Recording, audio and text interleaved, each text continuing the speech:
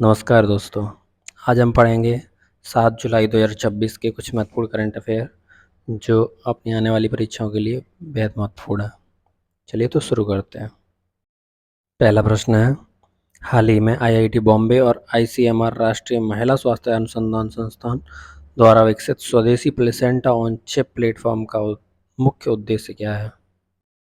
इसका सही उत्तर है गर्भावस्था के दौरान भ्रूण के विकास और दवाओं की सुरक्षा का अध्ययन करना। यह प्रयोग मानव प्लेसेंटा के प्रमुख कार्यों को प्रयोगशाला में मिमिक करता है। इससे भ्रूण के विकास, गर्भावस्था संबंधी जटिलताओं और गर्भवती महिलाओं में दवाओं की सुरक्षा का अध्ययन अधिक प्रभावी ढंग से किया जा सकेगा। इस तकनीक से चिकित्सा अनुसंधान और पशुओं पर होने वाले परीक्षणों की आवश्यकता कम हो जाएगी। अगला प्रश्न है, हाल ही में पेरू के राष्ट्रपति चुनाव में रॉबर्ट सांचे को हराकर कौन नया राष्ट्रपति बना है? इसका सही उत्तर है केइको फुजिमोरी। केइको फुजिमोरी को चौथे प्रयास में पहली बार सफलता प्राप्त हुई है। पेरू में राष्ट्रपति का कार्यकाल 5 वर्ष का होता है। केइको फुजिमोरी पेरू के पूर्व राष्ट्रपति अल्बर्टो फुजिमोरी की पुत्री हैं। पेरू की राजधानी लीमा है। पेरू में पेरुवियन सोल नाम की करेंसी चलती है। और पेरू कौन से महाद्वीप में पड़ता है?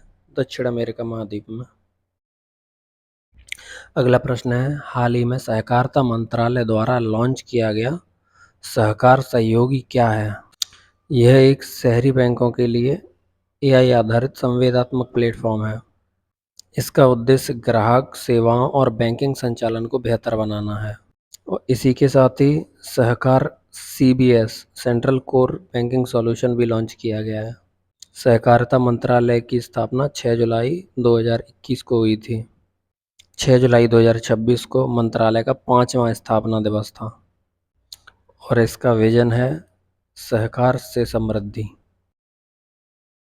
अगला प्रश्न है, हाल ही में संयुक्त राष्ट्र के प्रथम global dialogue on AI governance में भारत के प्रतिनिधिमंडल का नेतृत्व किसने किया है? इसका सही उत्तर है कीर्तिवर्धन सिंह। इसका आयोजन 6 और 7 जुलाई 2026 को जिनेवा स्विट्जरलैंड में किया जा रहा है। यूएन का मुख्यालय न्यूयॉर्क अमेरिका में है। इस संवाद की अगली बैठक मई 2027 में न्यूयॉर्क में आयोजित होगी। अगला प्रश्न है, हाल ही में राष्ट्रपति द्रौपदी मुर्मू के समक्ष निम्नलिखित में से किस देश के नवनियुक्त राजदूत ने अपना परिचय पत्र प्रस्तुत किया? इसका सही उत्तर है मंगोलिया। 6 जुलाई 2026 को राष्ट्रपति भवन में आयोजित समारोह में मंगोलिया सहित 6 देशों बहमास, मंगोलिया, गैबोन, सूरीनाम, निकारागुआ और मोजाम्बिक के नवनियुक्त राजदूतों और उच्चायुक्तों ने राष्ट्रपति द्रौपदी मुर्मू को अपने परिचय पत्र प्रस्तुत किए। विदेशी राजदूत अपने कार्यकाल की औपचारिक शुरुआत राष्ट्रपति को परिचय पत्र प्रस्तुत करने के बाद करते हैं।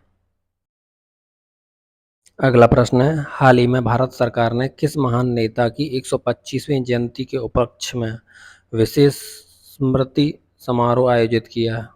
इसका सही उत्तर है डॉक्टर श्यामा प्रसाद मुखर्जी।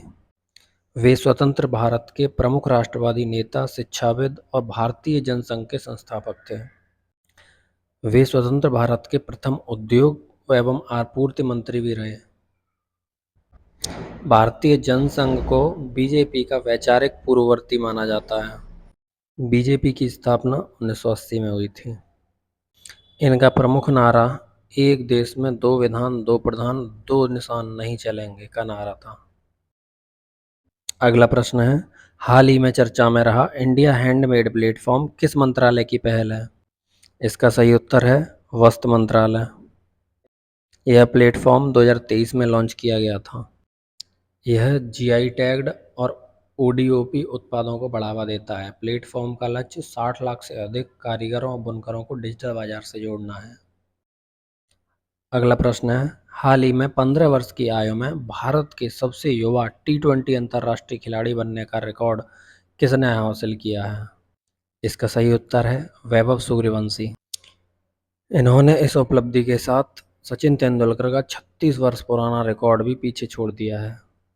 वैभव सूर्यवंशी ने यह मैच इंग्लैंड के विरुद्ध मैनचेस्टर में खेला। आईपीएल में वैभव सूर्यवंशी राजस्थान रॉयल्स की तरफ से खेलते हैं। अगला प्रश्न है, निम्नलिखित में से किस उत्पाद को पश्चिम बंगाल के हुगली जिले से जीआई टैग प्रदान किया गया है? इसका सही उत्तर है जल भरा संदेश। पश्चिम बंगाल के 3 परंपरागत उत्पादों को जीआई टैग मिला है। जल भरा संदेश, जनाई का मनोहरा और बालगढ़ की पारंपरिक लकड़ी की नाव। इनमें जल भरा और जनाई का मनोहरा ये दोनों मिठाइयाँ हैं। भारत में जीआई टैग का पंजीकरण geographical indication of goods act 1999 के अंतर्गत किया जाता है। अगला प्रश्न है, हाल ही में पद्म विभूषण से सम्मानित प्रसिद्ध पडवानी गायिका जिनकी 70 वर्ष की आयु में निधन हो गई, उनका नाम क्या था? इसका सही उत्तर है तीजन बाई। इनका निधन 5 जुलाई 2026 को 70 वर्ष की आयु में रायपुर में हुआ। इन्होंने छत्तीसगढ़ की लोक कला पंडवानी को राष्ट्रीय और अंतर्राष्ट्रीय पहचान दिलाने में महत्वपूर्ण योगदान दिया।